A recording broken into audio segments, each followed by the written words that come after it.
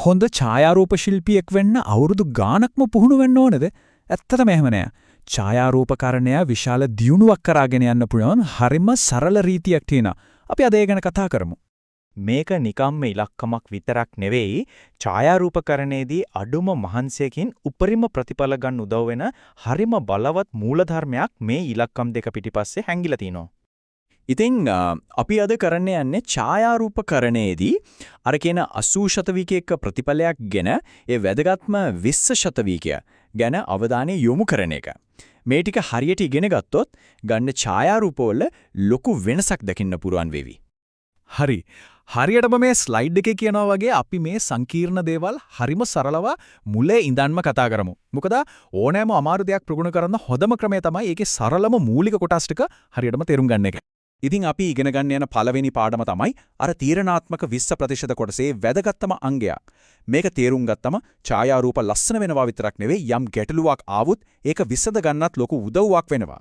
ඡායාරූපයක් ගන්න කලින් මුලින්ම හිතන්න ඕන ඕනෑම අවස්ථාවකට ගැලපෙන විදිහට මුලින්ම සකස් කරන්න ඕන පළවෙනි සහ මූලිකම කැමරා සැකසුම තමයි ISO කියන්නේ.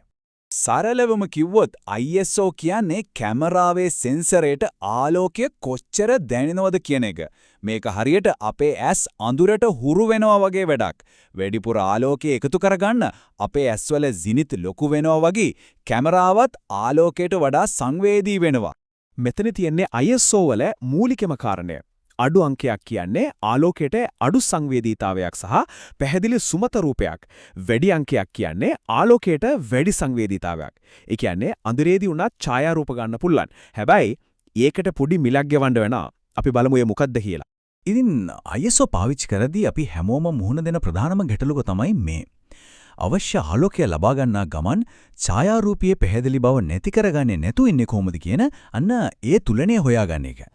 හරි. එහෙනම් හිතෙන්න පුළුවන් නේද?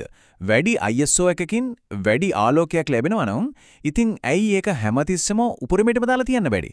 මේක ගොඩක් දෙනෙක්ට එන ප්‍රශ්නයක්. දැන් අපි බලමු අර වැඩි ISO අගයකට ගෙවන්න වෙන මිල මොකක්ද කියලා. මේ තමයි අපේ මූලිකම මට්ටම ISO 100. බලන්නකො මේ ඡායාරූපය කොච්චර පැහැදිලිද සුමටද කියලා. කිසිම කැටගැසීමක්, ඒ කියන්නේ ඩිජිටල් නොයිස් එකක් දකින්නේ නැහැ. මේ තමයි හොඳම ගුණාත්මක භාවය. දැන් අපි ISO අගය ටිකක් වැඩි කරමු. ISO 800. බලන්න රූපයට පොඩි තිත් වගේ කැටගැසීමක් එකතු වෙලා තියෙනවා නේද? ඡායාරූප කර්ණීයදී අපි මේකට කියන්නේ නොයිස්. එහෙම නැත්නම් ග්‍රේන් කියලා. මේ තමයි වැඩි ආලෝකයට අපි ගෙවන මිලේ ආරම්භය. ISO අගය තවත් වැඩි කළාම දැන් මේ නොයිස් එක ගොඩක් පැහැදිලිව පේනවා. රූපයේ තද පැහැති කොටස් දිහා බැලුවොත් පෙනේවි. සියුම් විස්තර, පැහැදිලිකම ටිකෙන් ටික නැති වෙලා යන හැටි දකින්න පුළුවන්. ඉලින් දැන් පැහැදිලි නේද ISO අගය ඕනවට වඩා වැඩි කළොත්? ඔව් ඡායාරූපේ දීප්තිමත් වෙනවා තමයි. හැබැයි ඒකේ තියෙන පැහැදිලි බව, විස්තර සහ සමස්ත ගුණාත්මක බවය සැලකියේ යුතු විදියට අඩු වෙලා යනවා. ඉතින් ISO ගැන මතක තියාගන්න ඕන වැදගත්ම රීතිය තමයි මේක. ISO අගය හැම විටම පුළුවන් තරම් අඩු මට්ටමක තියාගන්න. අන්න ඒක තමයි පැහැදිලි ඡායාරූපයක රහස. මේ ස්ලයිඩ් එකේ කියනවා වගේ වැඩි ආලෝකයක් ගන්න අමතර මුදලක් ගෙවන්න වෙනවා.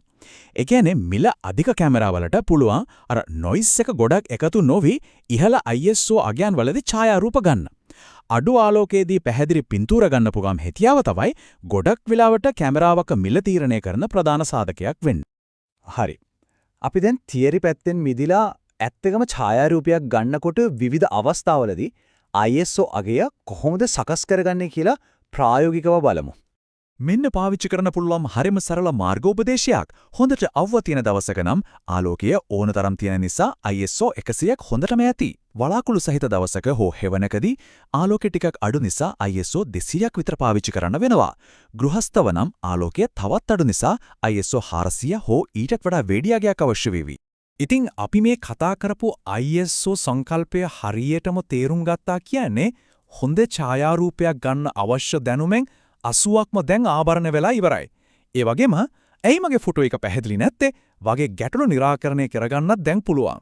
දැන් 80% දැනුමෙන් සන්නද්ධ වෙලා ඉන්නේ. ඉතින් මීළඟට ඡායාරූපයට නගන්නේ මොනවද? කැමරාව අතට අරගෙන මේ ඉගෙන ගත්ත දේ අත්හදා බලන්න.